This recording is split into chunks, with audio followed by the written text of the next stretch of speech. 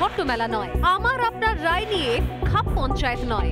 সন্ধ্যে 7টা মানেই করা সত্যি কথা যা হজম করতে সময় লাগে। যুদ্ধ হোক বা দুর্নীতি, অপরাধ বা চিটিংবাজি,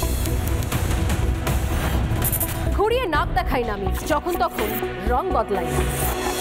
আমি স্বর্ণালী, প্রশ্ন করি সোজাসুজি।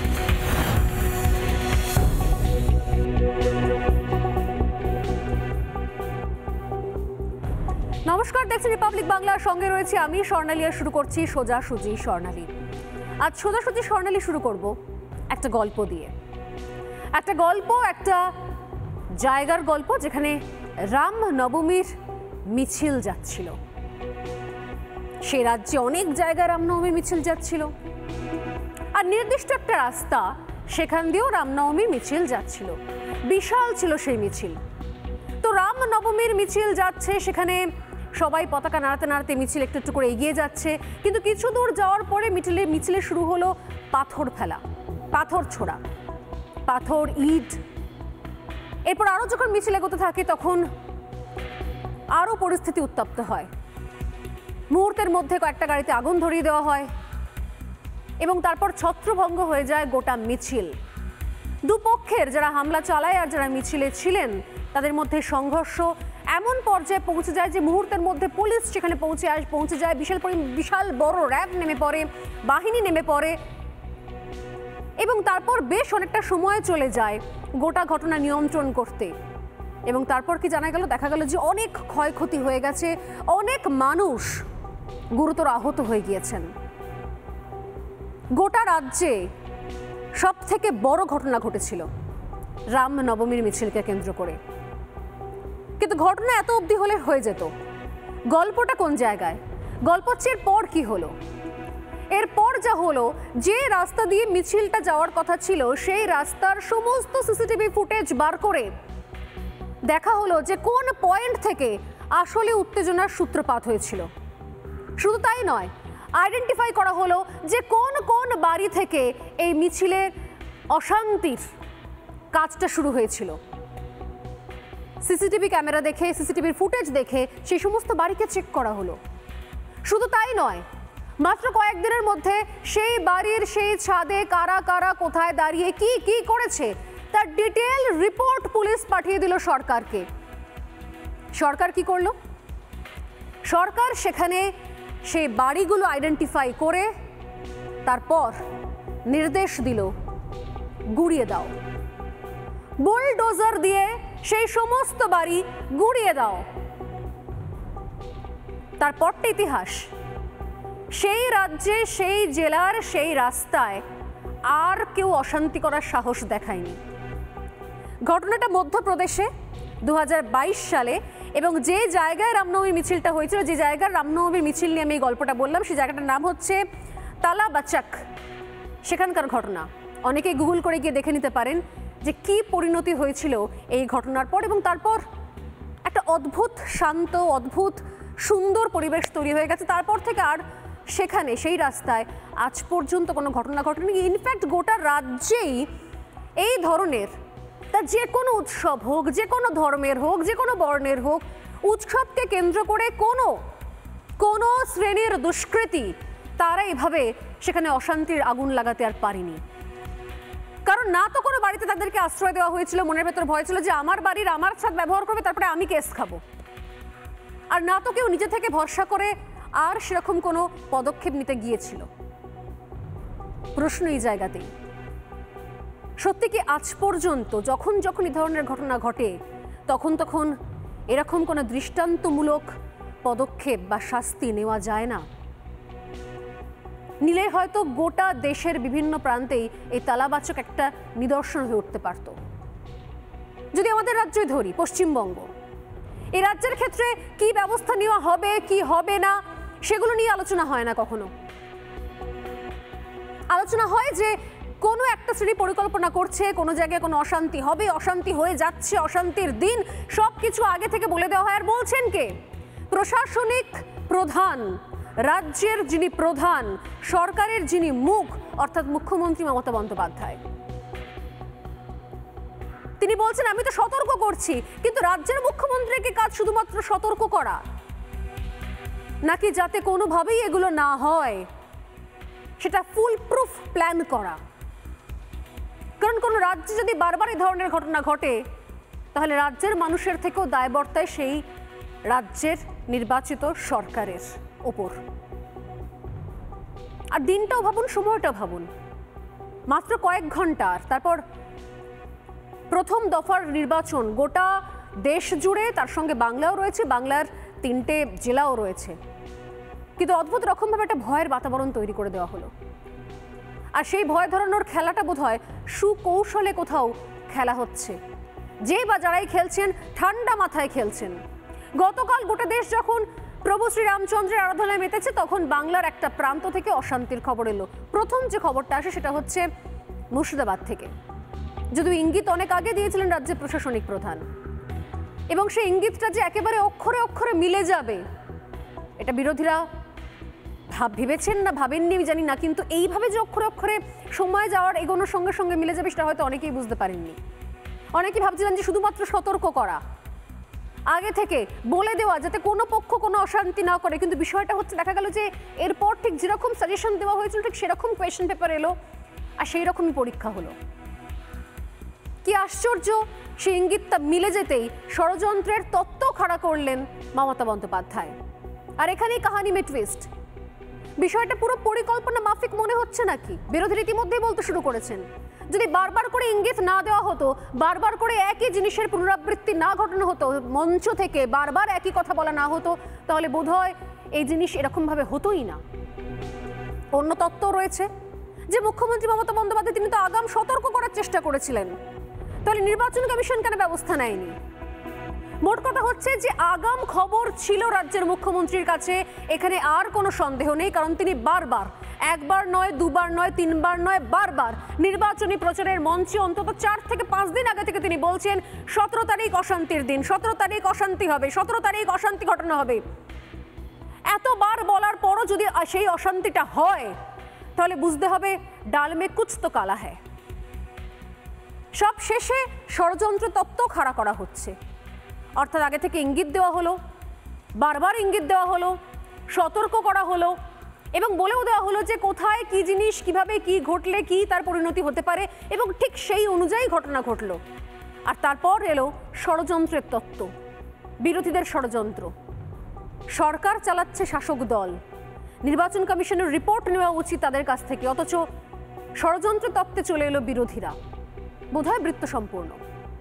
গতকালের কথা বলছিলাম, গতকাল সন্ধ্যাবেলা প্রথম রামনবমীর মিছিলকে কেন্দ্র করে বোমাবাজির অভিযোগ ওঠে মুর্শিদাবাদে। কি খবর পাই আমরা যে শক্তিপুরে মিছিল লক্ষ্য করে ইট ছোড়া হচ্ছে, সেখানে নাকি আদলা ইট ছোড়া হয় এমনটা অভিযোগ ওঠে। ব্যাপারটা এরপর ইটে থেমে থাকেনি, শোনা যাচ্ছে সূত্রের খবর, অভিযোগ উঠছে যে মিছিল আরও বেশ কিছু দূর এগোলে নাকি মিছিল লক্ষ্য করে মুড়ি মুড়কির মতো বোমা উড়ে আসতে থাকে। পরিস্থিতি নাকি এমন অগ্নিগর্ভ হয়ে ওঠে যে কয়েক মুহূর্তের মধ্যে একাধিক বাড়ি দোকানে ভাঙচুরও চলে। বেশ কয়েকজন গুরুতর আহত হন, তাদেরকে হাসপাতালে ভর্তি করা হয় এবং আজ মুখ্যমন্ত্রী তিনি মঞ্চ থেকে বলেন যে শুধুমাত্র সাধারণ মানুষ নয়, একই সঙ্গে পুলিশ কর্মীরাও নাকি পরিস্থিতি নিয়ন্ত্রণে আনতে গিয়ে তারাও নাকি গুরুতর আহত হন। ঘটনাস্থল কোথায়? মুর্শিদাবাদ। কি অদ্ভুত সমাপতন! এই মুর্শিদাবাদে তো 17 এপ্রিল অশান্তির আশঙ্কা করেছিলেন খোদ মুখ্যমন্ত্রী, একেবারে ভরা মঞ্চে। তাহলে ব্যাপারটা কি দাঁড়ালো? মুখ্যমন্ত্রীর কাছে একদম সঠিক খবর ছিল। আমি আপনাদের আরো একবার দেখাবো সেদিনকে উত্তরবঙ্গে ভোট প্রচারে গিয়ে ঠিক কি কি আশঙ্কা, একটা বললে ভুলাবে, কি কি আশঙ্কা প্রকাশ করেছিলেন মুখ্যমন্ত্রী মমতা বন্দ্যোপাধ্যায়। আর এই ঘটনার পর রাজ্যের প্রশাসনিক প্রধান তিনি আজ কি বললেন, দুটো বক্তব্যই দেখাই, শুনুন। आज हमारे एक डीआईजी को भी मुर्शिदाबाद रेंज में चेंज कर दिया बीजेपी का बातों पे। अगर मुर्शिदाबाद मालदा में दंगा हो जाए तो इसको जमींदारी इलेक्शन कमीशन को लेना होगा कि हमको पता है कौन दंगा संभाल सकता है। आप जानबूझ के बीजेपी का बात पे अब चुन चुन के ऑफिसर चेंज करता है पश्चिम बंगाल में, इसी के लिए कि जैसे बीजेपी का मौका मिले अगर दंगा एक भी हो हम आपको पकड़ाएगा कि हमारा लॉ एंड ऑर्डर अब इलेक्शन कमीशन आप देख रहा है, आप हमारा बात नहीं सुन रहा है। আমি উত্তেজনা ছড়াতে চাই না। আমি যদি জিজ্ঞেস করি বিজেপি কমিশনকে রাম নবমীর আগের দিন কেন আপনারা হঠাৎ করে ডিআইজিকে সরিয়ে দিলেন, এই প্ল্যানটা করবার জন্য যে পরের দিন নাটক করে বেড়াবেন আর মিডিয়াকে, আমি মিডিয়ার বিরুদ্ধে সরি কমপ্লেন করবো এই কারণে যে it is one sided game, cannot be at the time of election when the election is in process। এই দেখুন অসির ছবি, অসিকে মেরেছে, মাথা ফাটিয়ে দিয়েছে। কই মিডিয়া কখনো তো কথা বলেন না, অ্যাটাক করলেন আপনারা, মারলেন আপনারা, ওসি থেকে শুরু করে একটা কমিউনিটিকে আপনারা আহত করলেন, আর পরে ইলেকশন কমিশনে কমপ্লেন করছে বিজেপির এমএলএকে মেরেছে। কিন্তু এই ছেলেটা যে কমপ্লেন করেছে বিজেপির এমএলএ কি অ্যাটাক করেছে, তাকে কেন গ্রেপ্তার করা হবে না? আর যে মিথ্যে কথা আপনারা বলছেন আমি এভিডেন্স দিয়ে দেখিয়ে দিলাম। ডিআইজি কে চেঞ্জ করেছিল কেন? আগের দিন কোনো প্রয়োজন ছিল? তো মুর্শিদাবাদে ইলেকশন নেই, যে লোকটা জেলাটাকে চিনত। শুনুন, এইসব জেলাগুলো খুব সেন্সিটিভ জেলা, আমাদের অনেক কষ্ট করে সামলাতে হয়। বিজেপির হাত থেকে দাঙ্গা ঢুকতে অনেক কষ্ট করতে হয়। অনেক সেন্সিটিভ জেলা, অনেক সেন্সিটিভ কেন্দ্র, রাজ্য জুড়েই বোধহয় সমস্ত স্পর্শকাতর অঞ্চল। আমার মনে আছে যখন শেখ শাহজাহানকে যখন ইডি জিজ্ঞাসাবাদ করতে গিয়েছিল, অ্যারেস্ট নয়, পয়েন্টটা নোট করবেন, অ্যারেস্ট করার জন্য নয়, শুধুমাত্র জিজ্ঞাসাবাদ করার জন্য গিয়েছিল সন্দেশখালী প্রথমবার, তখন তৃণমূল কংগ্রেসের তরফ থেকে বলা হয়েছিল যে সেন্সিটিভ জোন অর্থাৎ স্পর্শকাতর এলাকা, সাবধানতা নিয়ে যাওয়া উচিত ছিল ইডির। আমি জানি না আমাদের এই রাজ্যে কতগুলো স্পর্শকাতর এলাকা রয়েছে, আর এত এত সেন্সিটিভ জোন, স্পর্শকাতর এলাকা রয়েছেই বা কেন? এতদিন ধরে 2011 থেকে যারা সরকার চালালেন, যাদের পুলিশ, যাদের প্রশাসন, এতগুলো নির্বাচন পার হয়ে গেল, তারা এখনো পর্যন্ত পকেটে পকেটে সেন্সিটিভ অঞ্চল তৈরি করে রেখেছেনই বা কেন? কেন একটা একটা করে সেন্সিটিভ অঞ্চলগুলো ধরে ধরে তার ট্রিটমেন্ট করা যায়নি? সবকিছু বললে, সবকিছু ঘটলেই একটা অদ্ভুত রকমের অজুহাত রয়েছে। সেন্সিটিভ এরিয়া, স্পর্শকাতর অঞ্চল, গোটা পশ্চিমবঙ্গে কতগুলো আর স্পর্শকাতর অঞ্চল আছে আমার জানা নেই। ভোটের জন্য স্পর্শকাতর অঞ্চল আলাদা, রামনবমীর মিছিলের জন্য স্পর্শকাতর অঞ্চল আলাদা, দুর্গাপূজার ভাসানের জন্য স্পর্শকাতর আলাদা অঞ্চল, আলাদা স্পর্শকাতর অঞ্চল, আবার চুরি ডাকাতি জোট চুরি হয়ে গেলে ইডি সিবিআই এলে আলাদা স্পর্শকাতর অঞ্চল। ভাগ বাটোয়ারা রয়েছে স্পর্শকাতর অঞ্চলের, ডিপেন্ড করে যে আসলে কোন অনুষ্ঠান রয়েছে, কোন অকেশন রয়েছে, কোন তদন্ত রয়েছে, ভোট রয়েছে না উৎসব রয়েছে, তার উপর নির্ভর করে এলাকায় এই রাজ্যে স্পর্শকাতর অঞ্চল। স্পর্শকাতর অঞ্চলের সংজ্ঞাটা কি? গোটা রাজ্যটাই কি স্পর্শকাতর হয়ে রয়েছে? স্পর্শকাতর রাজ্য, এরপর হয়তো অন্য কোনো প্রান্তে গেলে শুনতে হবে আমাদের পশ্চিমবঙ্গের মানুষদের, আচ্ছা তো আপ লোক পশ্চিম বঙ্গাল সে আয়ে হ্যায়, वो तो बहुत सेंसिटिव स्टेट है। হয়তো গোটা পশ্চিমবঙ্গটা একটা স্পর্শকাতর রাজ্য হয়ে যাবে আস্তে আস্তে, কারণ আমাদের রাজ্যের সরকার সবসময় আশঙ্কা করে, শুধুমাত্র আশঙ্কা করে যায়। আশঙ্কা করার আশঙ্কা যখন করে, যখন তার কাছে পাক্কা খবর থাকে, পোক্ত খবর থাকে, তাহলে কেন সেই মতো আগাম ব্যবস্থা নেওয়া হয় না?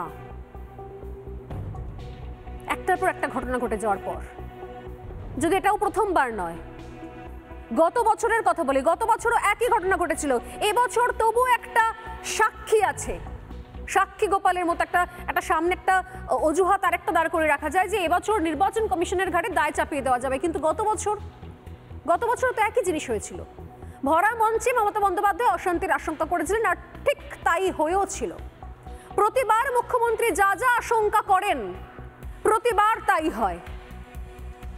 এতটাই ভালো ইন্টেলিজেন্স রিপোর্ট আমাদের রাজ্যের মুখ্যমন্ত্রীর কাছে আসে শুধুমাত্র চাকরি চোর, গরু চোর, কয়লা চোর, বাড়ি চোর, ছাদ চোর, রেশন চোর, চাল চোর, ডাল চোর, মিড ডে মিল চোর, এদের জন্য কোনো ইন্টেলিজেন্স রিপোর্ট মুখ্যমন্ত্রীর কাছে পৌঁছয় না। তখন বাধ্য হয়ে দূর থেকে ইডি, সিবিআই, এনআইএ কে আসতে হয়। মুখ্যমন্ত্রীর কাছে তাহলে তো বলতে হয় রাজ্যের গোয়েন্দা দপ্তর সঠিক খবর দিয়েছিলেন, কিন্তু প্রশ্ন হচ্ছে সঠিক খবর থাকার পরও পরিস্থিতি কেন বদলানো গেল না? গতবারের সঙ্গে এবারের তাহলে পার্থক্য কি রইল? এবছর নির্বাচন কমিশন আছে, কেন সেই পর্যন্ত রিপোর্ট পৌঁছলো না? বা নির্বাচন কমিশনকে আগে থেকে সতর্ক করলেন মুখ্যমন্ত্রী, তারপর নির্বাচন কমিশন কেন অ্যাকশন নিল না? আর গত বছর যেখানে ভোট ছিল না সেখানেও তো একই ঘটনা ঘটানো হয়েছিল, একই ঘটনা হয়েছিল। তাহলে প্লটগুলো এক রয়ে গেল, আশঙ্কাগুলো এক রয়ে গেল, আর পরিণতিগুলোও এক রয়ে গেল। হতে পারে হয় প্রশাসনের হ্রাস মুখ্যমন্ত্রীর হাতে নেই, আর না হলে ষড়যন্ত্রের তত্ত্ব খাড়া করা হবে বলেই উদ্দেশ্য প্রণোদিতভাবে গোটা ঘটনাটা ঘটতে দেওয়া হলো। বিরোধীরা তো এমনই অভিযোগ করছেন। গতকালের ঘটনা নিয়ে ঠিক কি বলছেন বিরোধীরা শোনাবো। সেই রামচন্দ্রের জন্মদিনের মিছিলকে কার্যত একটা দাঙ্গার মিছিল হিসেবে মুখ্যমন্ত্রী আগেই চিহ্নিত করেন। পরিষ্কারভাবে মানুষকে উস্কানি দেওয়া হলো তৃণমূল কংগ্রেসের পক্ষ থেকে। রেজিনগরের এই ঘটনা ঘটবার আগে একদিকে মুখ্যমন্ত্রীর বিবৃতি এবং কিছুটা হলেও রাজনৈতিকভাবে হতাশ এবং আতঙ্কিত অধীর রঞ্জন চৌধুরী যে বক্তৃতা করেছেন, যে ভাষায় বক্তৃতা করেছেন, সেটা কার্যত প্ররোচনা। আমি তো এই জন্য বলছি এটা একটা সুপরিকল্পিত ষড়যন্ত্র। আমি সব থেকে আগে দোষ দিতে চাই সেখানকার প্রশাসনকে, যারা সেখানকার সাম্প্রদায়িক উত্তেজনার কথা জেনেও চোখ বুঝে তারা উদাসীন থেকেছে। বিরোধীরা যখন এই অভিযোগ করছেন তখন রায়গঞ্জ থেকে মমতা বন্দ্যোপাধ্যায় রামনবমীতে বিজেপির মিছিল নিয়ে প্রশ্ন তুলছেন। দেখুন রায়গঞ্জ থেকে মমতা বন্দ্যোপাধ্যায় কি বলছেন। প্রত্যেক ক্ষেত্রে যেন নতুন নতুন একটা দৃষ্টিকোণ সামনে চলে আসছে, যেন কোথাও দেখতে পাওয়া যাচ্ছে যে আসলে পরিণতি কি হবে এবং কোন পথে যাচ্ছে গোটা বিষয়টা। মমতা বন্দ্যোপাধ্যায় রায়গঞ্জ থেকে কি বলেছেন একবার শোনাবো আপনাদের। জিজ্ঞেস করুন হাওড়ায় বিজেপির প্রার্থী সকালবেলা অস্ত্র শস্ত্র নিয়ে কোর্টের অর্ডার না মেনেও মিছিল করেছিল কেন? তার ছবিও তো আমাদের কাছে আছে। মিছিল তো আমাদের লোকেরাও করেছে, এটা তো আপনাদের একার সম্পত্তি নয়। কিন্তু মিছিল শান্তির জন্য করি, আমরা মিছিল প্রার্থনার জন্য করি, মিছিল দীর্ঘায়ুর জন্য করি, মিছিল শান্তির জন্য করি। মমতা বন্দ্যোপাধ্যায় রায়গঞ্জ থেকে বলছেন যে গতকালের কথা তিনি বলছেন যে হাওড়াতে কোনো রকম নির্দেশ না মেনে সেখানে অস্ত্র শস্ত্র নিয়ে মিছিল করা হলো, বিজেপি প্রার্থী মিছিল করলেন। আমি জানি না মুখ্যমন্ত্রীর কাছে আসলে কেমন রিপোর্ট পৌঁছয়। উনি বলছেন ভিজুয়াল আছে, ছবি আছে। আরে ছবি তো আমাদের কাছেও আছে ম্যাডাম, হাওড়ারই ছবি আছে, অস্ত্র নিয়ে মিছিলেরই ছবি আছে, কিন্তু আনফরচুনেটলি তৃণমূল কংগ্রেস প্রার্থীর। গতকাল আমরা দেখেছি বীরভূমের রামপুরহাটের মঞ্চে উপস্থিত রয়েছেন ডেপুটি স্পিকার আশিস ব্যানার্জি, আর তার নিচে অস্ত্র বন্দুক নিয়ে দাপাদাপি চলছে। তাহলে হাওড়ায় এক ধরনের ছবি, রামপুরহাটে আরেক ধরনের ছবি কি করে হয়? এই ছবি তো দেখেছি আমরা গতকাল। আসলে বোধহয় দ্বিচারিতাটা বড্ড বেশি সামনে চলে এসছে, যে তৃণমূলকে প্রথমে রাম নাম নিয়ে তাদেরকে কিছু বলা হলে সেটা গালাগালির পর্যায়ে তারা নামিয়ে এনেছিলেন, রাম পুজোর বিরোধিতা করছিলেন, অযোধ্যার রাম মন্দির উদ্বোধনের সময় সংহতি মিছিল করতে হয়েছিল। সেই তৃণমূলই ভোটের 48 ঘন্টা আগে কেমন কে কত বড় রাম ভক্ত তার প্রতিযোগিতায় নেমে পড়েছিল। বাংলাটা কথা আছে, নিজের বেলা আঁটি শুটি, পরের বেলা দাঁত কপাটি। শুধু মুর্শিদাবাদ নয়, গতকাল রামনবমীর মিছিলে দুষ্কৃতীদের বিরুদ্ধে হামলা চালানোর অভিযোগ ওঠে মুর্শিদাবাদের, মাফ করবেন, মেদিনীপুরের এগরাতেও। অথচ বিজেপি প্রার্থী অগ্নিমিত্র পলের অভিযোগ যে দুষ্কৃতীদের ছাড় দিয়ে পুলিশ বিজেপি কর্মীদের গ্রেপ্তার করেছেন। অগ্নিমিত্র কি বলছেন আমি শোনাবো, তবে তার আগে আরও একটা যে প্রশ্ন নিয়ে আজকে ডিবেট শুরু করব, যে একই সঙ্গে দুবার দুরকমের কথা, প্রত্যেকবার আগাম আশঙ্কা, আর প্রত্যেকবার একই পরিণতি। সত্যি সত্যি 2 2 4 হয়ে যাচ্ছে না তো? আর এত স্পর্শকাতর এলাকা চারিদিকে, গোটা রাজ্য জুড়ে স্পর্শকাতর এলাকার ছড়াছড়ি, যেটা থেকে শুরু করবো আজকের ডিবেট। যদি সত্যি সত্যি এত স্পর্শকাতর এলাকা এখনো পর্যন্ত থাকে, তৃণমূল কংগ্রেস 2011 ক্ষমতা এসেছে, তারপরও এবং আলাদা আলাদা স্পর্শকাতর এলাকা, দুর্গাপুজোর বিসর্জনের জন্য আলাদা স্পর্শকাতর এলাকা, সিবিআই বা ইডি রেটের জন্য, রেট হলে তার জন্য আলাদা স্পর্শকাতর এলাকা, যদি এত স্পর্শকাতর এলাকা, ভোটের জন্য আলাদা স্পর্শকাতর এলাকা, তাহলে একদিন এমন হবে না তো যে গোটা রাজ্যটাই একটা স্পর্শকাতর রাজ্য হয়ে দাঁড়াবে? এই প্রশ্ন নিয়ে শুরু করবো আজকের ডিবেট। তবে তার আগে শোনাবো অগ্নিমিত্রা পাল, তিনি কি বললেন গতকাল এগরায়, কোন ঘটনার সম্মুখীন হয়েছিলেন, কি অভিজ্ঞতা হয়েছিল, শুনুন। যখন ওই রামনবমীর ট্যাবলোগুলো যখন যাচ্ছে, তখন ওইখানে ওই মোড়ের দিকে কিছু দুষ্কৃতী তারা পাথর ছুঁড়তে শুরু করে। সামনেই রাস্তার এপারে রয়েছে ট্রান্সফর্মার, সেই ট্রান্সফর্মারে লেগে ট্রান্সফর্মারটা বাস্ট হয় এবং পুরো এলাকা অন্ধকার হয়ে যায়।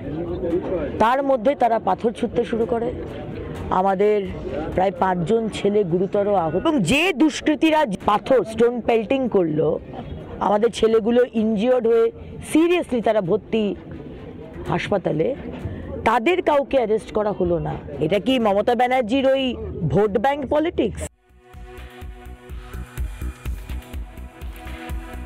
কোনটা ভোট ব্যাংক পলিটিক্স, কোনটা ভবিষ্যতের ভোট ব্যাংককে সুরক্ষিত রাখার পলিটিক্স, কোনটা গোটা রাজ্যকে স্পর্শকাতর রাজ্য তৈরি করার পলিটিক্স, যাতে কেউ কখনো এই রাজ্যে পাই বা না মারায়, মানে কোনোভাবে পাই না ফেলতে আসে আর কখনো, বোঝা দুষ্কর। জানার চেষ্টা করবো, বোঝার চেষ্টা করবো। এই মুহূর্তে আমাদের সঙ্গে যারা রয়েছেন সোজাসুজি স্বর্ণালীর প্যানেলে রয়েছেন বিজেপি মুখপাত্র ডক্টর তন্ময় মুখার্জি, রয়েছেন সাংবাদিক নির্মাল্য মুখার্জি, রয়েছেন প্রাক্তন পুলিশ কর্তা অরিন্দম আচার্য এবং রয়েছেন রাজনৈতিক কর্মী শাসকের পক্ষ থেকে সুদীপ্ত সরকার। এছাড়াও রয়েছেন শিক্ষাবিদ কাজী মাসুম আক্তার। প্রত্যেককে স্বাগত রিপাবলিক বাংলা এবং সোজাসুজি স্বর্ণালীতে। আমি আজকে প্রথম প্রশ্নটা করব বিজেপি মুখপাত্র তন্ময় মুখার্জিকে। আপনারা বারবার এই ধরনের ঘটনার পরে অভিযোগ করে এসছেন যে মমতা বন্দ্যোপাধ্যায়ের জন্য হলো, ওনার উস্কানির জন্য হলো, উনি বারবার করে বলেছেন ওনার প্রশ্রয় হলো, বারবার এটা বলে এসছেন। কিন্তু মমতা বন্দ্যোপাধ্যায় বলছেন যে এখন নির্বাচন চলছে, অতএব ল অ্যান্ড অর্ডার রয়েছে নির্বাচন কমিশনের হাতে, সেক্ষেত্রে উনি বারবার সতর্ক করেছেন।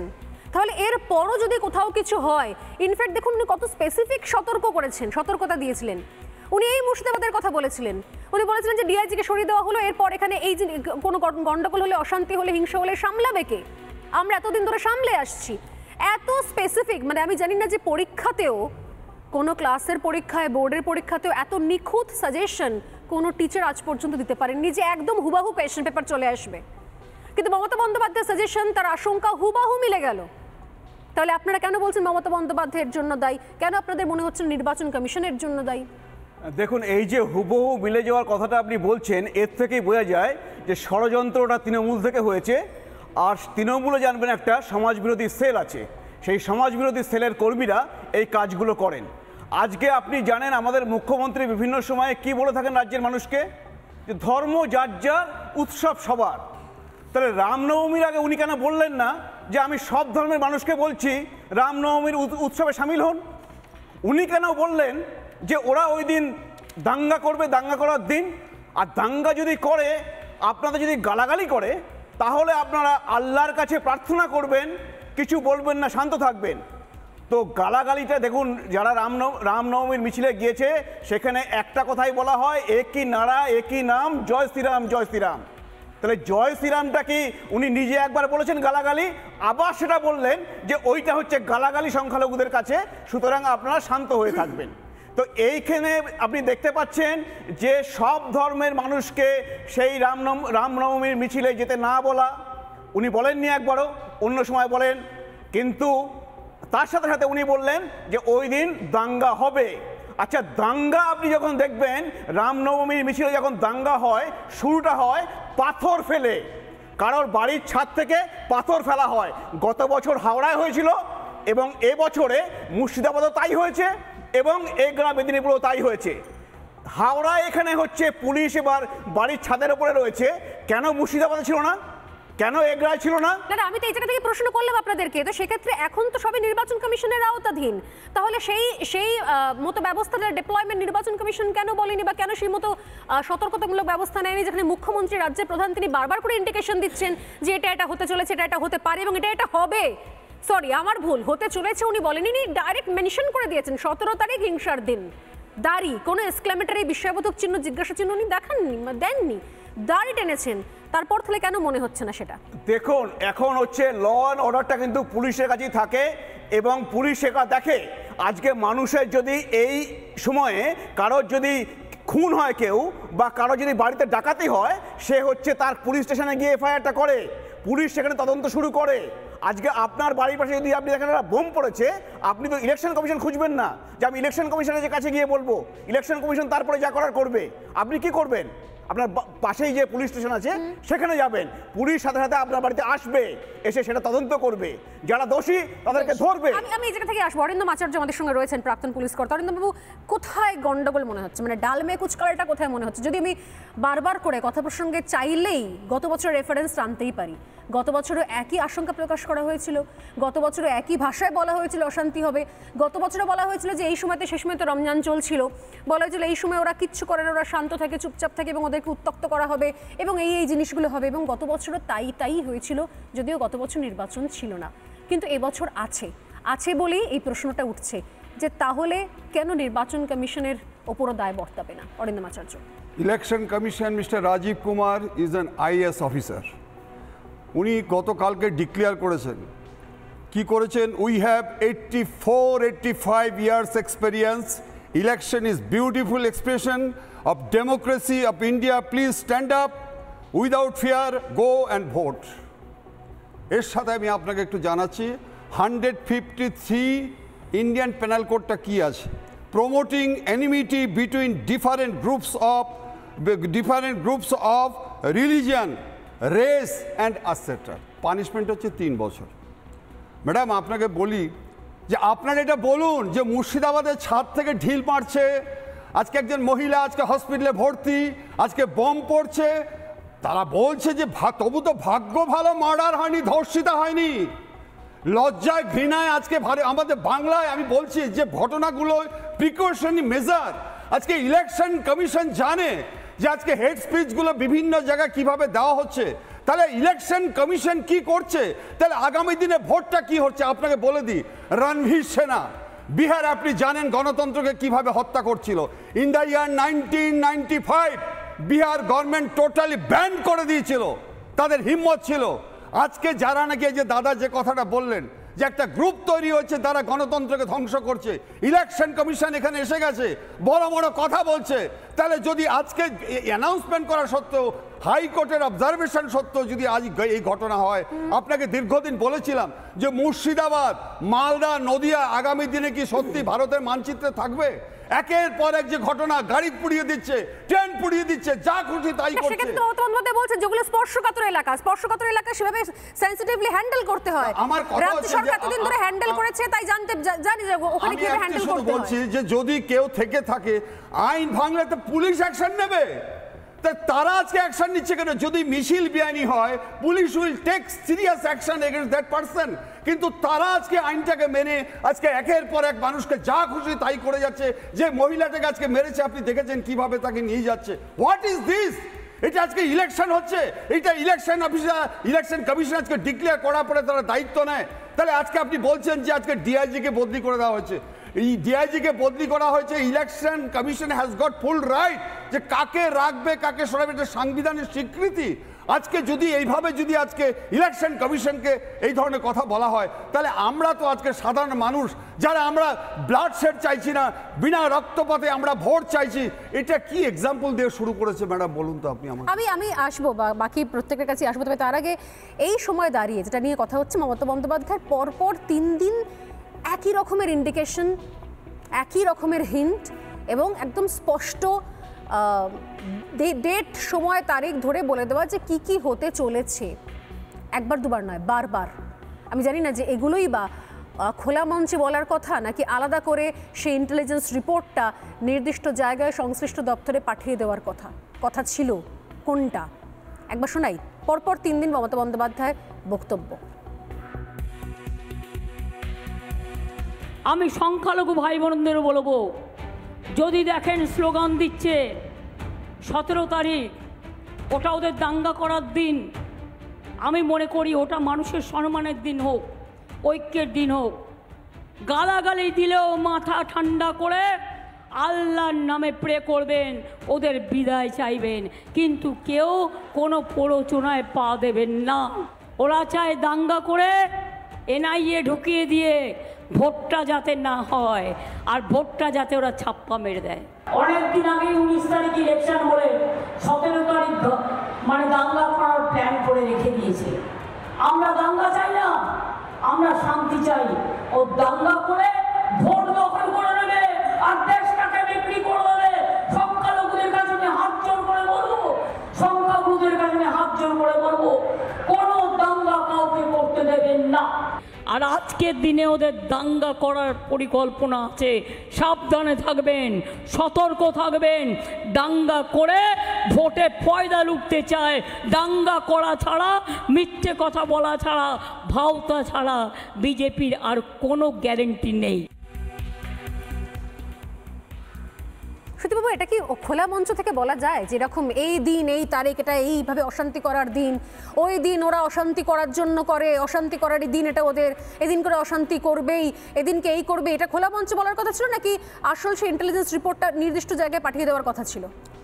দেখো, তুমি এই কথা যখন শুরু করলে তাহলে একটু আগে আইপিসি 153-র কথা আমাদের পুলিশ কর্তা 153A যে কথাটা বলছিল, তো সেটার বিষয়ে আমি একটা কথা বলতে চাই। তাহলে তো আগে সুকান্ত মজুমদারের বিরুদ্ধে এই বিষয়ে ওয়ারেন্ট ইস্যু করা দরকার বা তার বিরুদ্ধে মামলা শুরু করা দরকার। কারণ কালকে দেখেছি আমরা কিভাবে একটা ক্যান্ডিডেট হয়ে সে একটা পার্টিকুলার রিলিজিয়ানকে লক্ষ্য করে একটা বাজে মন্তব্য করেছে। তার তোমাকে আসল কথাটা বলি যে মুর্শিদাবাদে যে ঘটনাটা ঘটেছে সেটা সত্যিই দুর্ভাগ্যজনক। আমরা কখনোই এটা চাই না যে রামের নামে বা আল্লাহর নামে কোনো নিরীহ লোকের রক্ত রাম বা আল্লাহর গায়ে লাগুক বা তার নামে রক্তক্ষরণ হোক। কিন্তু এটা তো ঘটনা যে আমাদের এখানে 12 মাসে 13 পার্বণ, আমাদের এখানে এটা অনেক কথায় আছে, কিন্তু দেখতে গেলে 13 পার্বণের অনেক বেশি সম্পর্ক নেই সুদীপ্ত বাবু। তো আমি না দুর্ভাগ্যের সম্পর্ক রয়েছে না পার্বণের সম্পর্ক রয়েছে। বারবার আটকান তাহলে আমার বারবার না, প্রথমবার আটকালাম না। দুর্ভাগ্যের সম্পর্ক আছে না পার্বণের সম্পর্ক আছে, কারণ পুরো বিষয়টাই হচ্ছে আগে থেকে জানা ছিল। আপনি বোধহয় বক্তব্যগুলো শুনলেন না মমতা বন্দ্যোপাধ্যায়, উনি বলছেন 17 তারিখ ওদের হিংসা করার দিন। উনি বলছেন ওটা হিংসা করতে ওরা আসবে, ওরা স্লোগান দেবে। উনি বলছেন, উনি ক্লিয়ারলি বলছেন এটা, অর্থাৎ এটা কোনো এর সঙ্গে কোনো পার্বণের সম্পর্ক থাকতে পারে না। কোন ধর্মের কোন উৎসবের মধ্যে কখনো কেউ এভাবে হিংসা ছড়ানোর প্ল্যান করতে পারে না। সুকান্ত মজুমদার একটা বিজেপির শুনুন, উনি বলেন, একটু বলে নিন। আপনার বেলা কিন্তু আমি বলিনি, আপনার বেলা আমি বলিনি। একটু ধৈর্য ধরুন, একটু ধৈর্য ধরুন, একটু ধৈর্য ধরুন। আপনাকে নাম্বার দেবে না, কোন ধর্মের মানুষকে বলেননি। উনি বলেছেন তৃণমূলের দুষ্কৃতি, তৃণমূলের সমাজ বিরোধীদের সম্বন্ধে। ও বলেনি যে নিজের ধর্মকে রক্ষা করার জন্য যদি ভায়োলেন্ট করতে হয় করবো। একটা এমপির কি সেরকম ভাবে বলা উচিত? কি বলেছেন বলো? নিজের রিলিজিয়াসকে যদি রক্ষা করতে হয় তার জন্য যদি ভায়োলেন্ট হতে হবে, এই কথা বলেনি উনি। আপনি রেকর্ডিংটা চালান। আপনি না তথ্য জেনে কেন কথা বলছেন? তুমি বলেছো একটা এমপি যে সংবিধানে সেকুলার শপথ নিয়ে বসে আছে, সেকুলারিজমের সংবিধানের শপথ নিয়ে বসে আছে, সেরকম ধরনের কথা বলে। নিজের উৎসব, নিজের ধর্মাচরণ করার জন্য পরিষ্কার বুঝিয়ে দিচ্ছে কে কি করবেন তার সঙ্গে এই রাজ্যের প্রশাসনিক প্রধানের কথাকে গুলিয়ে দেওয়ার চেষ্টা করবেন না প্লিজ। আমি এটাই বলছি, 12 মাসে 13 পার্বণ, বাংলায় 12 মাসে 13 পার্বণ হয়, এর থেকে বেশি হয়। তাহলে আজকে কেন? আজকে দেখুন, মূলত এই রামের যে পুজো, রামনবমীতে পুজো, এটা বহু দিন ধরে বাংলায় কিন্তু পালিত হয়। কিন্তু এই পুজো বা এই মিছিল যারা করে তারা অশান্তি করার জন্য করে। আপনাকে বলতে দিন না, আপনি যদি বলতে না দেন আমি কিন্তু চুপ থেকে যাব। স্বর্ণালী বারবার কথা আটকালে কিন্তু কথা তুমি ব্যাগড়া কথা না, আপনি বারবার ব্যাগড়া দিয়ে আমার কথার ফ্লো আটকাচ্ছেন। আপনি বলুন, আপনি বলতে দেবেন না, সেটা কোনোদিন বলতে দেবো না। আপনাদের আপত্তি আছে, বিজেপির মুখোশ খুলে যাবে। স্বর্ণালী বলে দাও যে আমার আপত্তি আছে। প্লিজ আপনি বললেন, শেষ করে নিন। আমাকে এক সেকেন্ড উনি বলে নিন, আপনি বলুন। আমার কথা হচ্ছে রামনবমীর পুজো দীর্ঘকাল ধরে হয় বাংলায়। এইরকম ধরনের অনেক পুজো আশ্রা, বাংলার এই কালচারটাই এরকম ধরনের পুজো আশ্রা, এগুলো বাংলাতে হয়। তো সেই তুলনায় আবার বাসন্তী পুজো হয়, কিন্তু জেনারেলি পুজোগুলো বাড়ির ভেতর হয়। এই প্রথম বিজেপি যত ক্ষমতাশালী হচ্ছে পুজোটাকে একটা র্যালিতে পরিণত করছে। এই র্যালিটা করাতে, অস্ত্রশস্ত্র নিয়ে র্যালি করাতে একটা প্রভোকেশনের পরিণতি বিজেপিরা, বিশেষ করে বিজেপি একটা এটাকে প্রভোকেশনের তৈরি করছে বাংলায়। এটা কিন্তু সবার কাছে পরিষ্কার। আমাদের বাংলার কালচারকে আমরা জানি না? আমরা আজকে বাংলায় আমরা ভবিষ্যতেও হবে। বাংলার মানুষ শুনুন না, পুজো বাড়িতে বসে করে। আপনারা যে জায়গায় যাচ্ছেন, এক সেকেন্ড তন্ময় দা, এক সেকেন্ড এক সেকেন্ড তন্ময় দা, তন্ময় দা, এক সেকেন্ড তন্ময় দা, এক সেকেন্ড তন্ময় দা, এক সেকেন্ড। না না, আপনারা যে জায়গায় যাচ্ছেন, আপনারা যে জায়গায় যাচ্ছেন, এরপর কেউ সেটা আমরা বারণ করছি না, সেমনি হিন্দু বাঙালিরা ছট পুজো করে এখন। সে যে রাস্তায় বেরোলে আপনারা বলবেন অস্ত্র নিয়ে মিছিল করছে, আপনারা যে জায়গায় যাচ্ছেন। না না, বিজেপি তো এটা করছে, রাস্তায় মিছিল করলে এইটা বিজেপি প্রভোকেশন করছে, বিজেপি পার্টি একটা প্রভোকেশন করছে। শুনুন তো আপনি শুনুন একটু, আমি বিজেপি করি মানে বিজেপি প্রভোকেশন করছে, পারবো না, আর গেলে সেটা বলা হবে, আর গেলে বলা হবে ওটা বিজেপির মিছিল হবে না। প্রশাসন কেন? আমি বিজেপি আমাদের প্রভাত ফেরি হয় না, বাংলায় প্রভাত ফেরি হয় না, কি বলছেন কি আপনি? বাংলায় কি প্রভাত ফেরি হয় না? কি বলছেন কি? বাংলায় প্রভাত ফেরি হয় না? আপনি বলুন প্রভাত ফেরি হয় না? প্রভাত ফেরি কেন হবে না? প্রভাত ফেরি হয় না? আরে কেন হবে না? আরে এক সেকেন্ড, কেন হবে না আমাকে বলুন, কেন হবে না প্রভাত ফেরি? কেন হয় না? কেন হবে না? হয়, সবই হয়। কেন হবে না? কিন্তু এই যে একটা নতুন করে বাড়িতে পুজো, বাড়িতে বাংলায় মহরমের তাজিয়া বেরোয় না? আপনি বলুন বাংলায় মহরমের তাজিয়া বেরোয় না, বেরোয় না? বাংলায় মহরমের তাজিয়া বেরোয় না, বেরোয় না? মহরমের তাজিয়া বেরোয় না, বেরোয় না? আপনাদের সুকান্ত মজুমদার মহরমের তাজিয়া বেরোয় না, বেরোয় না? একটা কেউ গদা নেবে, কেউ হনুমানের লেজ বানাবে, আপনাদের মনে হয় সেটা বন্ধু? নেতা তো স্বয়ং প্রভোকেশন করছে, নিজের দলে তাকান। আশিস ব্যানার্জি ডেপুটি স্পিকার, তার মিছিলে ভিজুয়াল চালাবো আমি, যদি টিম থাকে তাহলে চালিয়ে একবার দেখাও, চ্যানেলে দেখাও। ডেপুটি স্পিকার আশিস ব্যানার্জি, দেখে নিন ডেপুটি স্পিকার, এক সেকেন্ড আমি আসবো নির্মলা মুখার্জির কাছে। ডেপুটি স্পিকার আশিস ব্যানার্জির নেতৃত্বে গতকাল যে রামনবমীর মিছিল হয়েছিল, সেই মিছিলে দেখা গেল যে খোলা তরোয়াল নিয়ে মিছিল হচ্ছে। Thank you so much. আমি আসছি শুভেন্দু অধিকারী এই বিষয়ে কি বলছেন, কেন বলবে হচ্ছে যে পরিকল্পনা, ওনার বক্তব্য শুনে আসছি নির্মলা মুখার্জির কাছে। গতকাল রামনবমীর দিন মুর্শিদাবাদের শক্তিপুরে কি হয়েছে জানেন তো? অনুমতি নেওয়া মিছিলে পাথর ফেলা হয়েছে, বোম মারা হয়েছে, 150 সনাতনীর দোকান লুট হয়েছে, 20 জন মুর্শিদাবাদ মেডিকেল কলেজ হসপিটালে আছে। একই ঘটনা পূর্ব মেদিনীপুরের এগরাতে হয়েছে। গত বছর ডালখোলাতে হয়েছিল, এবছর দেখেছেন না শান্তিপূর্ণ হয়েছে। কেন বলুন তো? আপনাদের বিরোধী দলনেতা ছিল বলে। গতবারে ডানকুনি, হাওড়া শিবপুর, রিসরাতে গোলমাল করেছিল, আমি কোর্টে গেছিলাম, এনআইএ হয়েছে, 38 জন জেলে।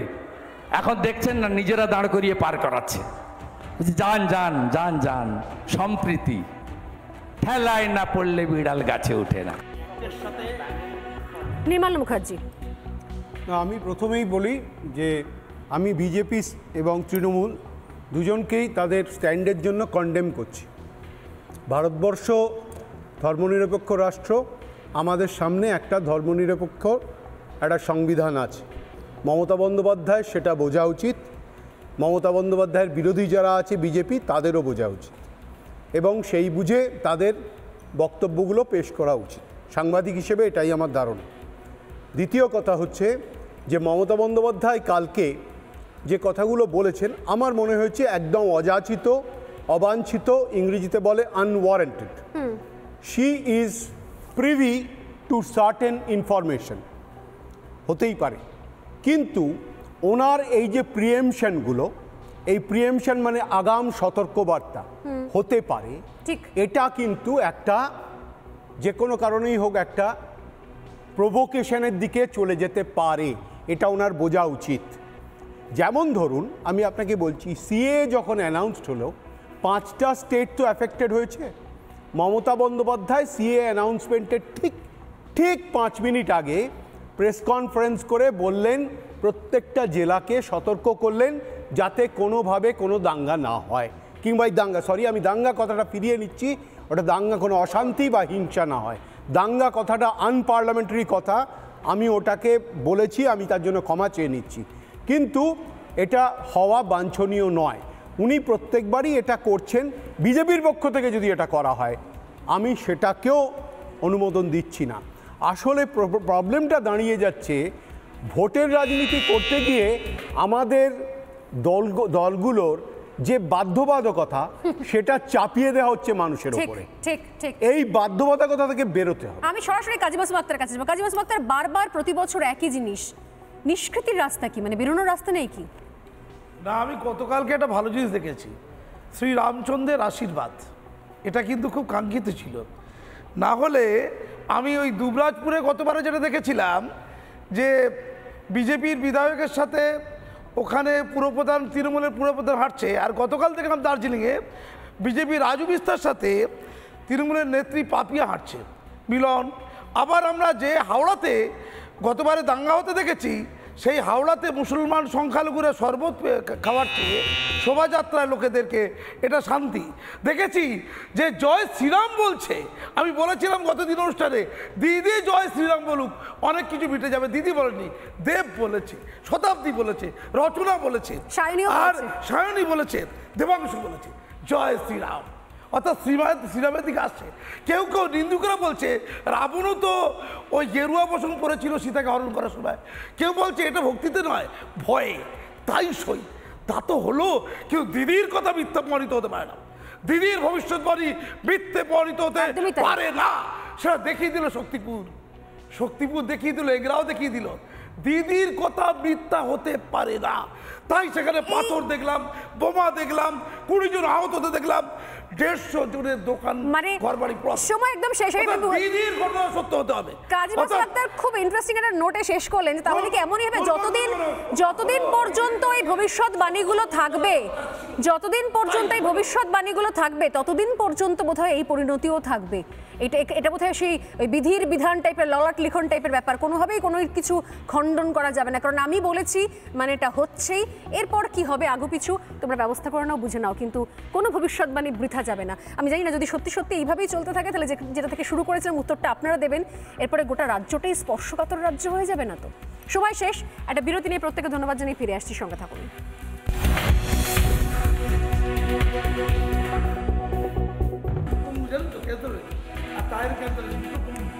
আর এই মুহূর্তে একটা হিন্ট দিয়ে দিই, আগামীকাল উত্তরবঙ্গের কেন্দ্রে ভোট রয়েছে, 3 কেন্দ্র ইতিমধ্যেই মোতায়েন রয়েছে বিশাল পরিমাণ কেন্দ্রীয় বাহিনী। কোচবিহারের 112 কোম্পানি, আলিপুর দুয়ারে রয়েছে 63 কোম্পানি, জলপাইগুড়িতে 75 কোম্পানি বাহিনী মোতায়েন থাকবে। ফিরে আসছে একটা বিরতির পর।